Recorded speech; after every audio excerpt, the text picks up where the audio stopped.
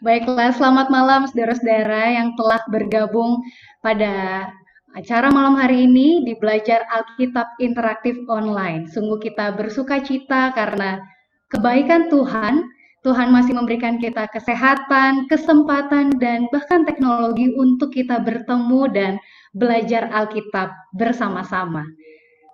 Pada malam hari ini, saya mau bertanya untuk pemirsa yang mengikuti belajar Alkitab interaktif online ini yang ada di Zoom ataupun yang mengikuti melalui YouTube dan Facebook Uni Indonesia Kawasan Barat, kalau ada hukum atau peraturan yang diubah, apakah Anda mau merubahnya? Apakah Anda pernah merasa kesal dengan sebuah peraturan yang mengganggu kehidupan Anda? Contohnya di Jakarta, untuk 2 minggu ke depan atau lebih, bisa saja kita akan benar-benar mengikuti PSBB. Dan ini mengesalkan bagi sebagian orang. Ada yang harus khawatir karena usahanya bisa saja nggak laku lagi, atau takut di PHK karena perusahaannya mungkin menurun penghasilannya, ataupun ya mengesalkan saja karena nggak bisa keluar rumah lagi atau nongkrong lagi. Tapi kita tahu karena peraturan ini dibuat untuk kebaikan kita. Apa yang akan kita pelajari malam hari ini berkaitan dengan hukum dan peraturan, yaitu usaha merubah hukum. Hukum apa yang mau diubah dan siapa yang mengusahakannya akan kita pelajari malam ini dengan narasumber kita, Pendeta David Panjaitan. Pendeta David Panjaitan adalah Direktur Komunikasi dan AWR untuk Indonesia Kawasan Barat. Dan pada malam hari ini, untuk sahabat-sahabat tuli yang mengikuti belajar Alkitab, tidak perlu khawatir karena juru bahasa isyarat akan menerjemahkannya untuk Anda. Kita akan mengawali cara belajar Alkitab ini dengan doa. Mari kita sama-sama berdoa. Tuhan Allah Bapa kami yang ada di dalam kerajaan surga, terima kasih ya Bapa atas berkat dan karunia-Mu. Pada malam hari ini ya Tuhan, kami mau belajar Alkitab, kiranya Roh Kudus hadir ke dalam hati kami, supaya kami mau menerima, mau mendengar, dan juga mau menerapkannya dalam kehidupan kami. Besertalah dengan kami sepanjang acara ini, dalam nama Yesus kami berdoa, amin. Sebelum Pendeta David akan menyampaikan firman Tuhan, saya mau menyampaikan apabila saudara-saudara ada yang rindu untuk didoakan atau untuk belajar lebih lanjut, saudara-saudara dapat memberikan data diri atau boleh komen di Facebook, di YouTube, ataupun di Zoom meeting ini. Dan juga apabila saudara-saudara memiliki pertanyaan juga boleh disampaikan di kolom komentar dan ini akan dibahas besok hari. Malam hari ini juga Pendeta David akan menjawab pertanyaan-pertanyaan yang sudah masuk pada sesi sebelumnya. Untuk itu marilah kita persiapkan hati dan pikiran kita, kita dengarkan firman Tuhan yang akan disampaikan oleh Pendeta David Panjaitan. Selamat malam bagi kita semua, pemirsa dimanapun Anda berada, yang ada di Zoom, YouTube, Facebook. Kembali saya ucapkan selamat malam. Terima kasih Gaby yang sudah memperkenalkan pembicara pada malam ini. Oke, pertanyaan, apakah hari lain bukan harinya Tuhan? Jawabannya, hari yang lain harinya Tuhan juga. Kenapa? Karena kalau kita merujuk kepada Kejadian pasal 1 ayat 1 sampai 31, Tuhan juga menciptakan hari-hari. Sehingga di setiap akhir penciptaan, hari penciptaan dia sebutkan hari pertama, hari kedua, hari ketiga. Dengan kata lain, setiap hari itu juga adalah hari Tuhan. Mulai dari hari pertama sampai hari ketujuh, mulai dari hari Minggu sampai hari Sabtu atau sampai hari Sabat. Lalu pertanyaan kedua, bukankah hari Sabtu itu sudah dipalangkan? Jawabannya belum. Kenapa? Buktinya sampai sekarang masih ada satu hari yang namanya hari Sabtu atau hari Sabat. Lalu yang berikutnya, dan itu Sabat orang Yahudi. Oke, Markus 2 ayat 27, lalu kata Yesus kepada mereka, hari Sabat diadakan untuk manusia, dan bukan manusia untuk hari Sabat. Jadi hari Sabat itu untuk manusia, orang Yahudi ataupun non-Yahudi. Kemarin malam atau pekan lalu, Jumat malam, Pendeta Michael Palar sudah menjelaskan bahwa hari Sabat itu menjadi milik siapa saja, setiap manusia, mereka yang mengaku manusia. Salahkah saya gereja pada hari Minggu? Tidak. Hari apa saja boleh ke gereja. Tetapi jangan lupa yang Tuhan katakan, ingatlah dan kuduskanlah hari Sabat. Baik, itu jawaban dari pertanyaan yang sudah disampaikan. Untuk memulai renungan atau acara kita malam ini, kita sama-sama tunduk kepala dan berdoa. Tuhan, kami akan belajar Alkitab, pimpin kami, hadirlah bersama kami, agar apa yang kami bicarakan Tuhan bisa kami mengerti, menambah pengetahuan kami, menghangatkan iman kami, terlebih membuat kami semakin dekat kepadamu ya Tuhan. Terima kasih karena Engkau mendengar, menjawab, bahkan mengabulkan permohonan kami ini. Di dalam nama Tuhan Yesus kami berdoa dan mengucap syukur. Amin. Tadi MC kita katakan bahwa kita sekarang berada di acara belajar Alkitab interaktif online. Dengan kata lain, kita sekarang belajar Alkitab secara online, interaktif. Ada yang bertanya, ada yang menjawab, walaupun tidak dibuka secara secara langsung. Malam ini yang akan kita bicarakan adalah ada satu usaha untuk merubah hukum. Usaha mengubah hukum. Sebelum acara ini mulai, kami berbincang ringan dengan beberapa teman. Bagaimana sih sebetulnya pelajaran tentang bagaimana mengubah hukum?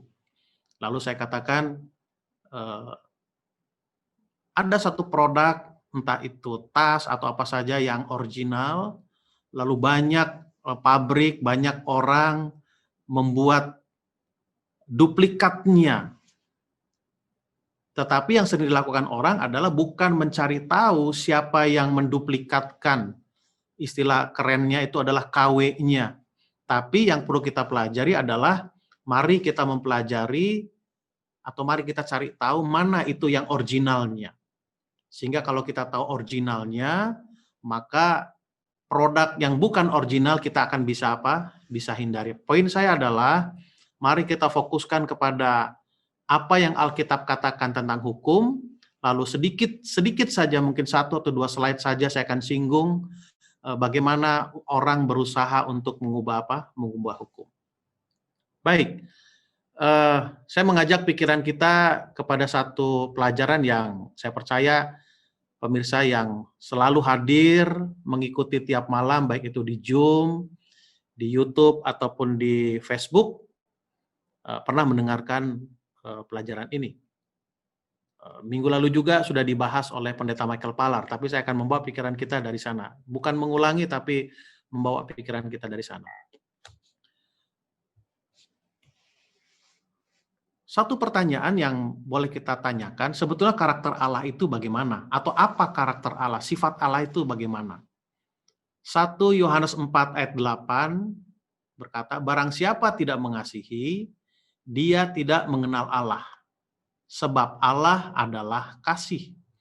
Dengan kata lain, karakter Allah itu adalah kasih. Sifat Allah itu adalah kasih. Kasih bukan diterjemahkan seperti bahasa Indonesia, yaitu udah kasih aja. Memberi, bukan. Kasih itu adalah salah satu sifat, salah satu karakter, ada rasa iba, bukan hanya simpati, tapi empati kepada siapa? Kepada orang lain. Jadi sederhananya adalah, karakter Allah itu adalah kasih. Jadi Allah adalah kasih. Lalu masuk kepada bagian yang berikutnya, apakah kasih itu selalu mengiyakan segala sesuatu yang diinginkan, atau bisa juga kasih itu ekspresinya adalah tidak. Karena sering kita menilai, oh dia itu tidak baik karena apa yang saya minta itu tidak dikabulkan, tidak dikasih. Jadi ada asumsi bahwa kasih itu sama dengan selalu apa? Selalu memberi. Jadi ekspresi kasih itu kita perlu cari tahu bagaimana ekspresi daripada apa? Kasih itu. Baik, lalu yang berikutnya, karakter kasih. Karakter Allah maksud saya. Di dalam Matius pasal 24, khususnya ayat 30, maksud saya Matius 22, ayat 34 sampai ke 40. Jadi ini ada diskusi, ada satu peristiwa di mana Yesus berada di satu tempat, lalu dia menegur orang-orang Saduki, di mana orang-orang Saduki itu memberikan pertanyaan yang sebetulnya mereka tahu, tapi pertanyaan itu menjebak karena mereka tidak suka dengan Yesus Kristus. Jadi kalau kita baca Matius pasal 22 ini ke atas, maksud saya di atas, sebelum ayat 34 itu ditanyakan tentang kebangkitan lah dan lain sebagainya. Jadi kemana Yesus pergi, selalu banyak orang mengikuti. Jadi orang-orang yang mengikuti itu adalah kelompok-kelompok ini, kelompok-kelompok Saduki, Farisi, orang-orang yang miskin, orang-orang yang membutuhkan kesembuhan fisik, orang-orang yang membutuhkan makanan dan lain sebagainya. Lalu terjadilah diskusi ini. Lalu orang Farisi itu mendengar bahwa Yesus telah membuat orang-orang Saduki itu bungkam.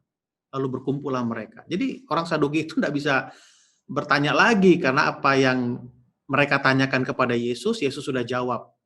Sehingga mereka bingung. Lalu masuklah orang-orang Farisi. Ditanyakan demikian.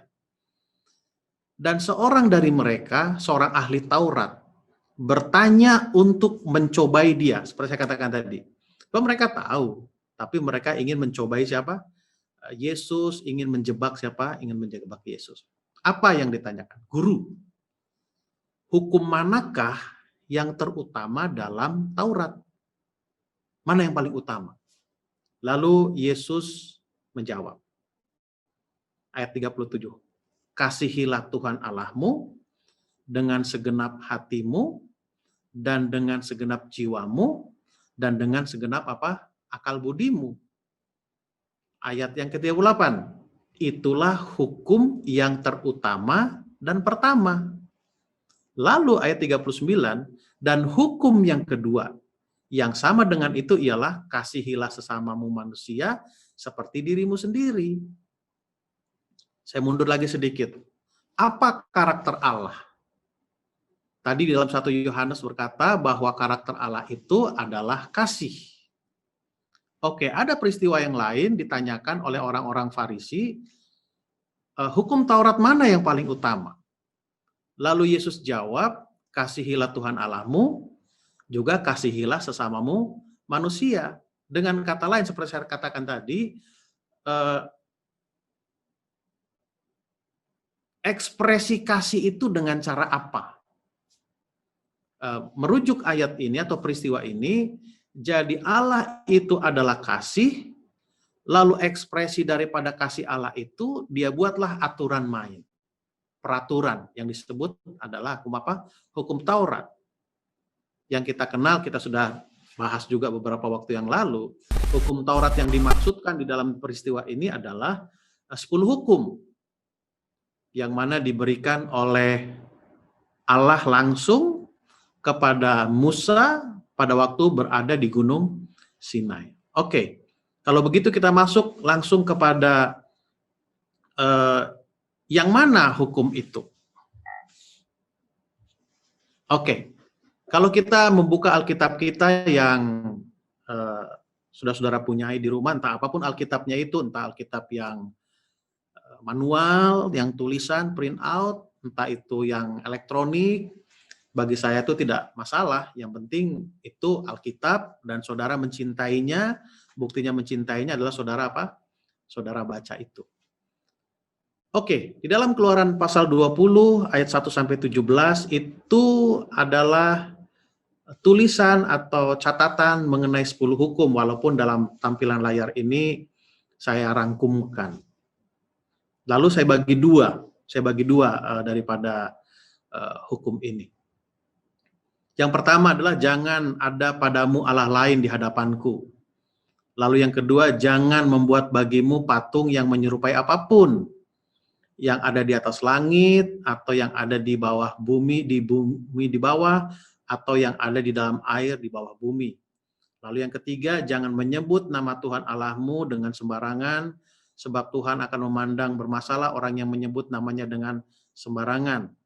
Lalu ayat 8 atau yang keempat, ingatlah dan kuduskanlah hari Sabat. Lalu berikutnya adalah hormatilah ayahmu dan ibumu, terus sampai hukum yang ke-10. Kenapa saya tampilkan seperti ini? Ya, saya tampilkan. Saya mundur lagi kepada ayat yang tadi. Mudah-mudahan saudara ingat ini. Jawab Yesus kepadanya, kasihilah Tuhan Allahmu dengan segenap hatimu dan dengan segenap jiwamu dan dengan segenap akal budimu. Ayat 38, hukum yang terutama dan pertama. Lalu ayat 39, dan hukum yang kedua, berarti ada dua hukum. Ya, bermain bahasa sedikit. Kalau kita baca dalam bahasa Inggris dari King James Version dikatakan demikian. This is the first and great commandment. Jadi terutama itu disanakan first, lalu pertama itu great commandment.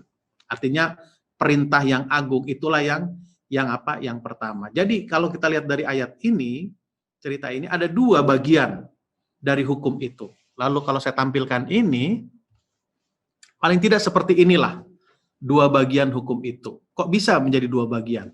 Baik, saya tidak tampilkan ayatnya. Saudara-saudara boleh mencatat dan membacanya nanti. Kalau kita baca buku Keluaran 32 ayat 5 dikatakan demikian. Setelah itu berpalinglah Musa, lalu turun dari gunung dengan kedua loh batu. Kedua loh hukum Allah dalam tangannya. Loh-loh yang bertulis, pada kedua sisinya bertulis sebelah menyebelah. Oke, ayat ini mengatakan loh-loh berarti ada dua loh. Lalu dituliskan pada sisinya bertulis sebelah menyebelah. Jadi saya gambarkan gini, ini ilustrasi saja agar kita bisa mudah mengerti. Saya tidak bisa menunjukkan loh batu itu, tapi paling tidak gambaran. Oke, Keluaran 32 ayat 5 berkata ada dua loh batu. Ya, gambarnya seperti inilah, dua loh batu ini. Ya. Ditulis sebelah menyebelah. Jadi ditulis sebelah di sini, lalu sebelah lagi di belakangnya. Mana yang depan, mana yang belakang? Di dalam Matius pasal 22 tadi berkata, kasihilah Allahmu, lalu kasihilah sama manusia. Jadi hukum yang pertama adalah kasih Allah, lalu di sini ditulis kasih kepada sesama apa? Manusia. Lalu dikatakan di ayat, saya mundurkan saja, di ayat ini, yang pertama itu adalah kasih kepada Allah, lalu yang kedua itu adalah kasih kepada sesama apa? Manusia. Demikian juga di loh yang satunya lagi. Di sini ditulis kasih kepada Allah, dan di sini kasih kepada manusia. Jadi, ini yang terutama, lalu ini yang apa? Yang kedua. Apa artinya? Kita tidak bisa mengasihi manusia kalau kita tidak mengasihi Allah lebih dulu. Sehingga ada sebutan berkata, loving God, loving each other. Mencintai Allah itu dibuktikan dengan mencintai siapa? Mencintai orang lain. Oke, saya kembali mundur, benang merahnya. Karakter Allah adalah kasih. Ekspresi kasih ditunjukkan dengan adanya hukum. Nah, mudah-mudahan bisa ikuti. Hukum itu disebut 10 hukum atau hukum moral. Lalu Matius 22 tadi katakan ada dua bagian. Lalu buku Keluaran katakan ada dua loh batu. Bagian yang pertama, bagian yang kedua. Bagian yang pertama, bagian yang kedua. Ada apa? Ada dua. Yang pertama itu untuk Allah, kasih Allah. Lalu yang kedua adalah kasih kepada manusia. Oke. Lalu di ayat di Keluaran 20 ayat 8, ingatlah dan kuduskanlah hari Sabat. Nanti kita akan lihat linknya bagaimana. Ingatlah dan kuduskanlah hari Sabat itu dengan hukum ini dan lain apa dan sebagainya. Lalu dengan bagaimana usaha orang merubah hukum itu. Oke. Saya mengajak kita mengingat kembali pekan penciptaan. Oke. Ini di Kejadian 1 dan Kejadian pasal 2. Saya tidak tahu berapa banyak pemirsa yang perhatikan urutan ini. Hari pertama adalah terang, hari kedua itu cakrawala, lalu hari ketiga itu darat dan laut, hari keempat itu benda-benda penerang, hari kelima itu burung dan ikan, lalu hari keenam hewan, manusia, pernikahan, pekerjaan, dan apa? Makanan. Lalu di bawahnya adalah apa? Adalah Sabat. Jadi kalau kita lihat ini, tabel ini saya buat, hari pertama itu untuk mendukung hari keempat. Terangnya dulu, baru benda-benda itu bisa apa? Bisa berfungsi. Lalu hari kedua, cakrawala. Cakrawala itu untuk apa? Memisahkan air di atas dengan air di bawah. Tempatnya apa? Tempatnya burung dan ikan, unggas, dan juga apa? Ikan-ikanan. Lalu hari ketiga diciptakan darat, memisahkan laut dan apa? Darat. Lalu ada juga tanaman di sana. Untuk apa? Tempat tinggal hewan, manusia, makanan makhluk hidup, dan juga pekerjaan mereka. Itu satu hal yang sangat sistematis. Lalu setelah itu selesai,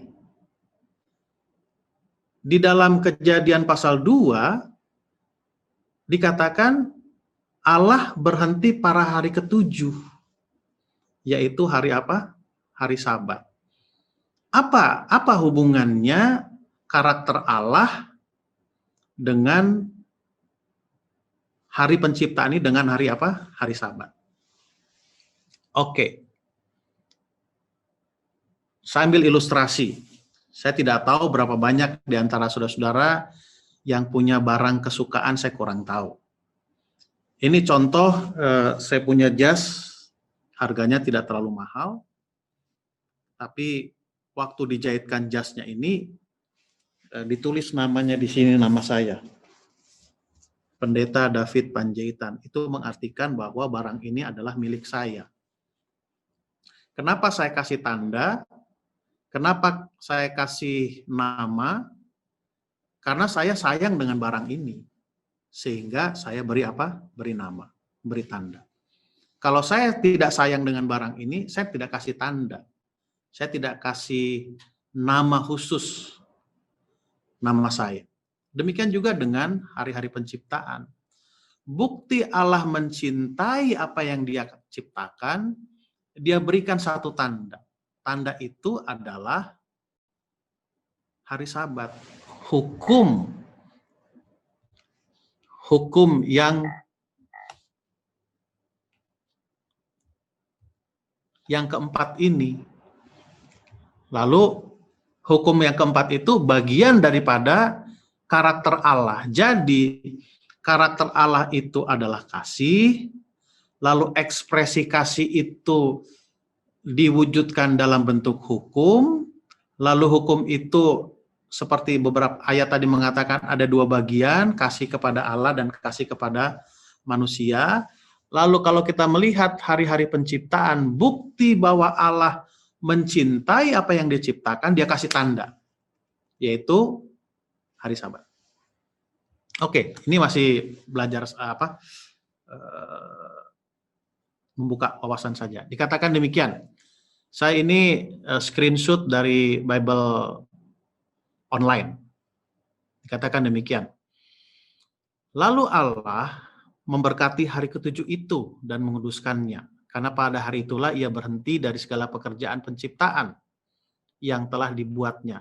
Lalu saya klik di sana kata memberkati.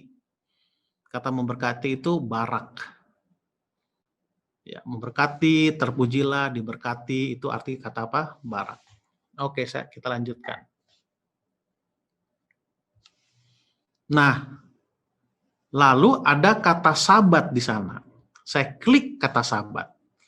Apa arti kata sabat? Berhenti, mengakhiri, berakhir. Jadi, sabat itu mengakhiri pekan penciptaan.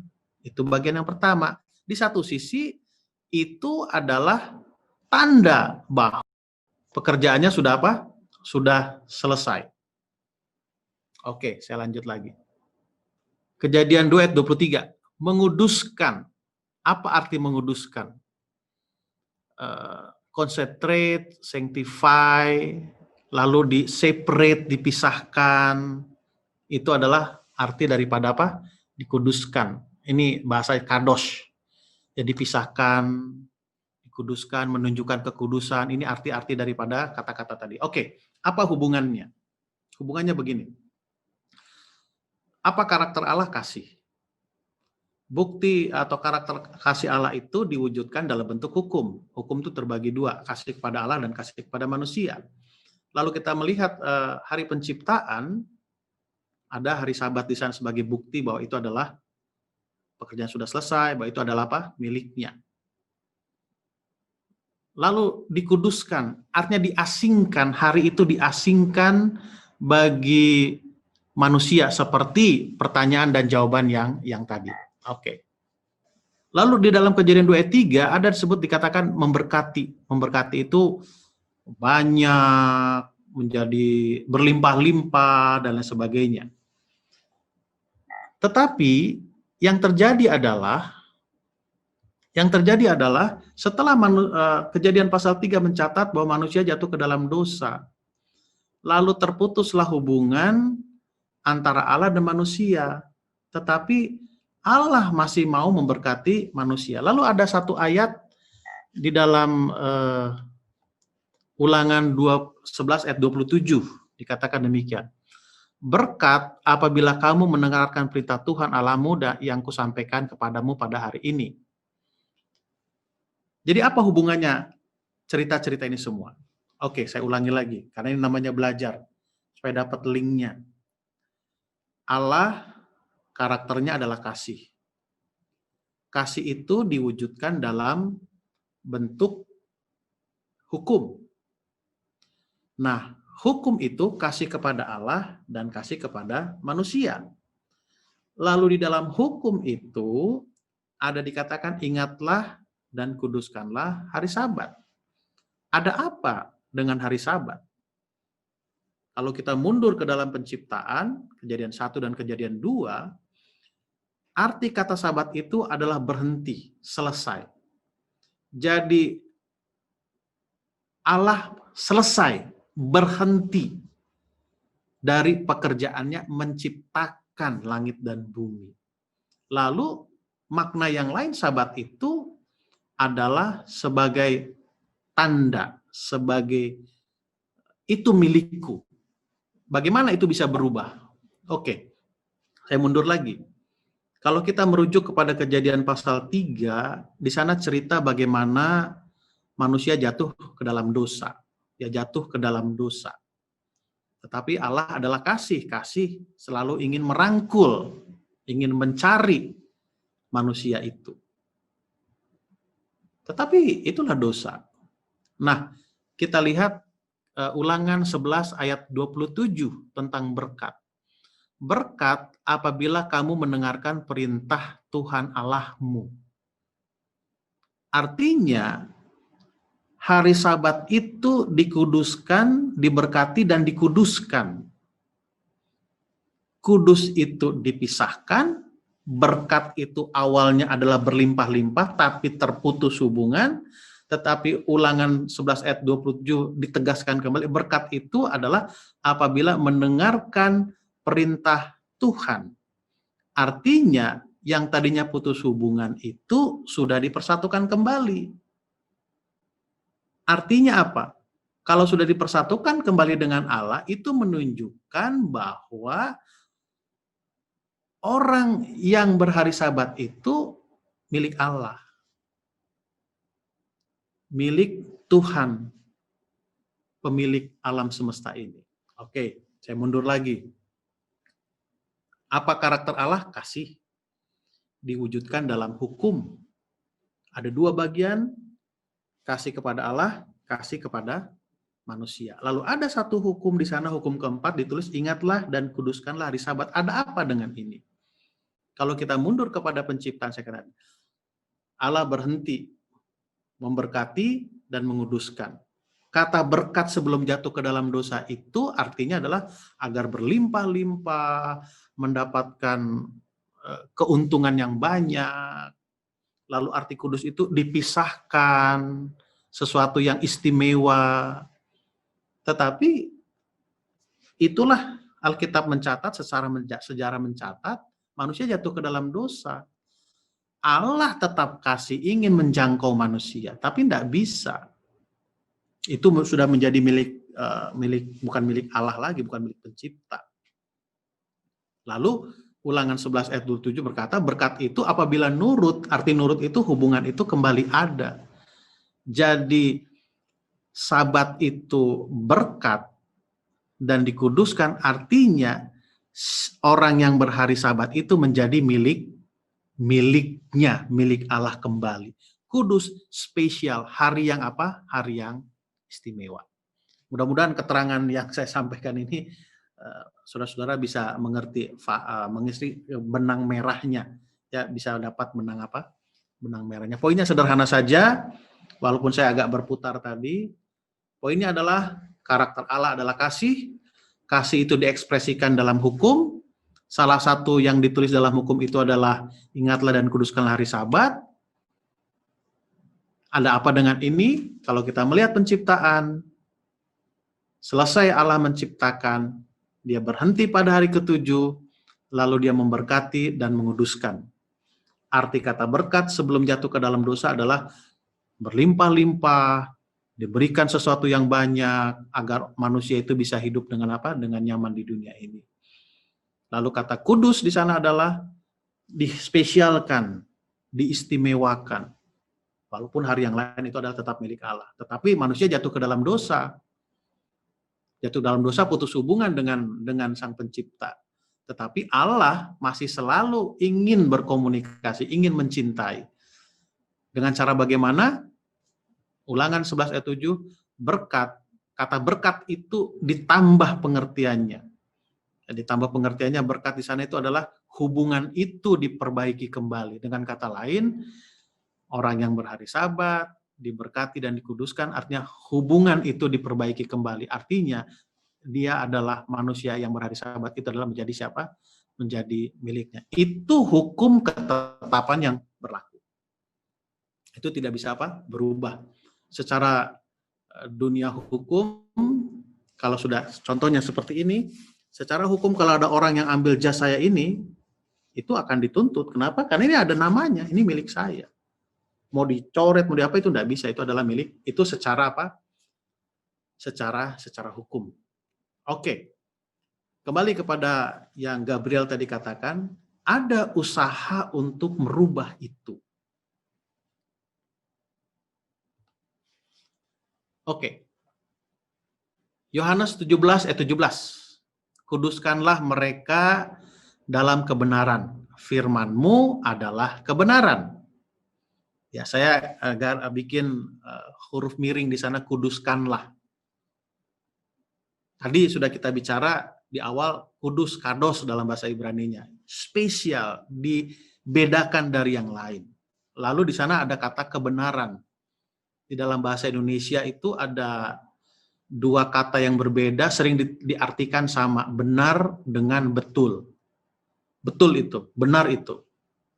Tetapi kalau kita berikan awalan ke dan akhiran an, itu jadi berbeda. Kebenaran dengan kebetulan. Jadi yang kita bicarakan adalah kebenaran, bukan kebetulan. Oke, kuduskanlah mereka dalam kebenaran. Slide berikutnya ini kembali seperti yang tadi, ini kata kuduskanlah. Saya klik lagi, hasilnya seperti ini. Hagiaso itu dalam bahasa Latinnya menguduskan, menganggap kudus, menghususkan. Itu dalam bahasa Inggrisnya purify. Saya tertarik dengan 2B itu. dedicate people to God. Atau di bagian atas, to separate from profane things and dedicate to God. Jadi begini maksudnya. Saya tidak tahu di rumah saudara-saudara bagaimana, tetapi yang saya perhatikan seperti ini. Contohnya, ayah sedang pergi bekerja pagi, pulang sore, tapi sekali waktu dia pulang agak malam. Ibu atau istrinya masak untuk makan malam. Tapi karena ayah pulang agak malam dari biasanya, ibu katakan demikian, "Nak, kalian makan duluan. Pisahkan untuk ayahmu." Dipisahkan. Belum dimakan, dipisahkan untuk ayah. Ini kalian makan. Berbeda dengan seperti ini. Ayo makan kalian, sisanya untuk ayah. Itu namanya sisa. Bukan dipisahkan. Jadi, kembali ke ayat ini, kuduskanlah mereka dalam kebenaran. Artinya, pisahkanlah mereka itu oleh karena kebenaran. Apa kebenaran itu? Kepada yang tadi, Allah adalah kasih, diekspresikan dengan hukum, lalu salah satu bunyi hukum itu adalah ingatlah dan kuduskanlah hari Sabat, dan hari Sabat itu sebagai tanda bahwa ciptaan itu adalah miliknya. Lalu apa hubungannya dengan kuduskanlah? Jadi dunia ini kan sudah berdosa. Setan klaim itu miliknya. Bagaimana membedakan milik setan dengan milik pencipta? Itulah kuduskanlah, dipisahkan, separate dengan kebenaran. Apa tandanya? Ya hari Sabat itu. Nah, itulah hukumnya, itulah legalitasnya. Tetapi itu mau dirubah. Bagaimana dan caranya berubah? Mungkin itu tidak terlalu panjang lebar saya akan bicarakan. Saya ingin membicarakan konsep yang ini saja. Oke, saya akan lanjutkan. Ibrani 13 ayat 8. Ya. Yesus Kristus tetap sama. Baik kemarin, hari ini, dan selama-lamanya. Kalau saya katakan ini kemarin, kemarinnya itu 2 hari yang lalu. Hari ininya itu kemarin, selama-lamanya itu adalah sekarang.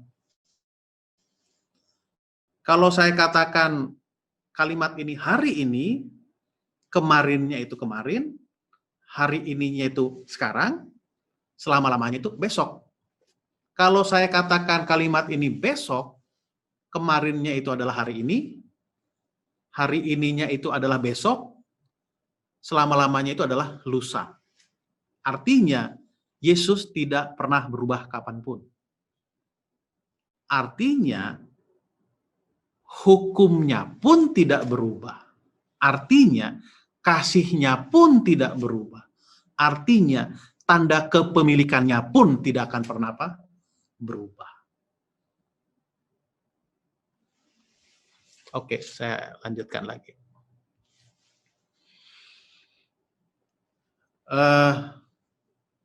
Sering orang bertanya, apa yang Yesus lakukan? Khususnya tentang apa? Hari Sabat. Lukas 4 ayat 16 dikatakan demikian. Ia datang ke Nazaret, tempat ia dibesarkan, ini pulang kampung dia, pulang kampung. Menurut kebiasaannya. Berarti dia sudah biasa, sudah sering. Pada hari Sabat, ia masuk ke rumah ibadat. Lalu berdiri hendak membaca dari Alkitab. Yesus lakukan hal sama. Yesus tidak berubah. Dia mengikuti apa yang Perjanjian Lama katakan. Dia ikuti apa yang dikatakan oleh hukum itu. Bahwa saya sebagai contoh, saya datang ke dunia sebagai manusia, saya harus memberi contoh kepada manusia yang lain bahwa saya adalah milik Allah dengan cara berhari Sabat. Lalu apa yang dilakukan berhari Sabat? Pergi ke rumah ibadah. Apa yang dilakukan di sana? Belajar Alkitab. Untuk apa belajar Alkitab? Karena Alkitab yang kita punya itu adalah surat dari Allah kita, dari pencipta kita. Itulah yang perlu kita pelajari. Jadi, Yesus tidak berubah, bukti dia tidak berubah, Alkitab mencatat dia pergi ke rumah ibadat. Untuk apa? Membaca Alkitab. Artinya dalam rumah ibadah itu kita mempelajari firman apa? Firman Tuhan. Lalu yang berikutnya, Kisah 13 ayat 42 sampai 44. Ketika Paulus sudah merabas keluar, mereka diminta untuk berbicara tentang pokok itu pada hari Sabat berikutnya. Langsung ayat 44. Pada hari Sabat berikutnya datanglah hampir seluruh kota itu berkumpul untuk mendengarkannya. Yesus mempraktekkan hukum yang tidak berubah, aturan yang tidak berubah, juga Paulus dan Barnabas melakukan hal yang sama. Oke, jadi bagaimana cara kita melakukannya itu, merayakan? Imamat 23-32. Itu harus menjadi satu Sabat, hari perhentian penuh bagimu. Ingat Sabat itu tadi artinya apa? Berhenti. Tadi sudah saya tunjukkan Bible study-nya. Dan kamu harus merendahkan diri dengan berpuasa. Boleh dengan berpuasa. Mulai malam tanggal 9 itu. Dari matahari terbenam sampai matahari terbenam. Itulah aturan yang berlaku. Bukan masalah jam berapa, jam ini dan lain apa. Tapi itulah aturan yang apa? Yang berlaku. Kita harus merayakannya seperti itu. Oke, sebelum saya masuk kepada bagian yang berikutnya, ada usaha untuk merubah hukum. Saya tidak akan bicara panjang lebar untuk ini, hanya satu slide saja untuk ini. Saya akan mundur lagi. Karakter Allah adalah kasih. Kasih Allah itu diwujudkan dalam bentuk hukum. Hukum itu terbagi dua. Kasih Allah, kasih kepada manusia. Ada satu tuh hukum di sana yaitu Sabat. Ada apa dengan ini? Ingatlah dan kuduskanlah hari Sabat. Kalau kita mundur kepada penciptaan, di akhir penciptaan, dalam Kejadian pasal 2 ayat 3 berkata, maka Allah berhenti, lalu dia memberkati dan menguduskan. Apa arti berkat sebelum jatuh ke dalam dosa? Allah akan memberikan kelimpahan, sukacita, dan lain sebagainya. Apa arti kudus? Dipisahkan khusus. Tetapi manusia jatuh ke dalam dosa. Buku Keluaran 11 ayat 7 tadi katakan, berkat itu adalah menurut. Dengan kata lain, ingatlah dan hari Sabat itu artinya dikembalikan hubungan baik dengan Tuhan, dengan Sang Pencipta, dan sebagai bukti bahwa kita mengakui bahwa kita adalah ciptaannya. Itu aturan yang berlaku. Lalu yang kedua, aturan yang berlaku adalah Sabat itu dari matahari terbenam sampai pada matahari terbenam. Oke. Ini satu ayat saja bagaimana usaha mau merubah hukum itu. Oke. Maaf kurang hanya. Kisah Para Rasul 20 ayat 28 sampai 31. Katakan demikian, karena itu jagalah dirimu dan jagalah seluruh kawanan. Karena kamulah yang ditetapkan oleh Roh Kudus menjadi penilik untuk menggembalakan jemaat Allah yang diperolehnya dengan darah anaknya sendiri. Ayat 29, aku tahu bahwa sesudah aku pergi, serigala segera ganas. Ini istilah yang digunakan oleh Rasul Paulus, satu kelompok yang akan mengganggu umat, yang mana umat itu diistilahkan oleh Rasul Paulus adalah domba. Lalu penilik-penilik jemaat itu diistilahkan oleh Paulus adalah gembala. Bagaimana serigala itu? Yang ganas akan masuk ke tengah-tengah kamu dan tidak akan menyayangkan kawanan itu. Ganas serigala itu. Nggak peduli, nggak ada rasa sayangnya, nggak ada kasihnya itu artinya. Bahkan dari antara kamu sendiri akan muncul beberapa orang, katakan datang dari dalam, yang dengan ajaran palsu, mereka berusaha menarik murid-murid dari jalan yang benar, dan supaya mengikut mereka. Sebab itu, berjaga-jagalah dan ingatlah. Ini poin yang paling penting buat saya. Seperti saya katakan di awal, kita sering salah fokus mencari tahu siapa yang memproduksi contohnya tas tangan bermerek dipalsukan, cari tahu sampai lupa mana yang aslinya. Jadi malam ini saya merujuk kepada ayat ini. Kita perlu cari tahu mana yang aslinya, sehingga kalau datang produk-produk yang tidak sesuai dengan aslinya, ya kita tinggalkan saja. Ya kita tinggalkan saja. Karena itu adalah sesuatu yang tidak sesuai dengan aslinya. Karena panduan kita adalah apa? Adalah Alkitab. Baik, saya akan akhiri saya punya pembelajaran ini. Mudah-mudahan apa yang saya sampaikan saudara-saudara bisa tangkap poin-poinnya dan benang merahnya. Jadi ini pengalaman pribadi saya. Waktu saya melayani di Sumatera Utara, karena saya tamat dari Bandung tahun 95, saya melayani di Sumatera Utara. Tidak terlalu lama, 15 tahun. Jadi waktu itu saya belum menikah, dan saya punya hobi waktu kuliah suka menggunakan celana pendek, sandal jepit. Nah, itu kebiasaan masih kuliah dulu.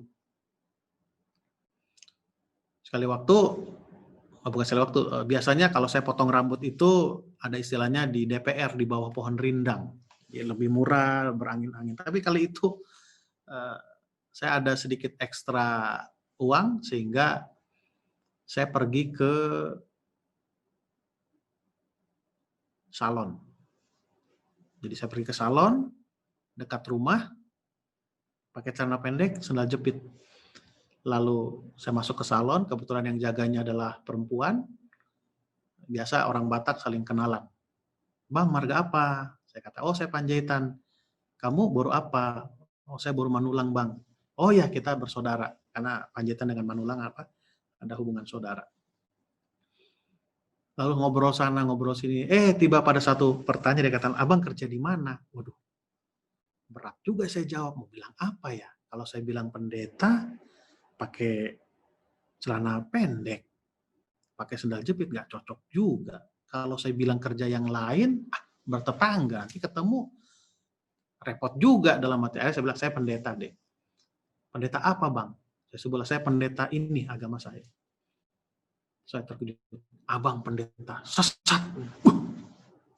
Saya bilang, loh, kok bilang begitu? Iya, karena apa yang abang ajarkan itu salah.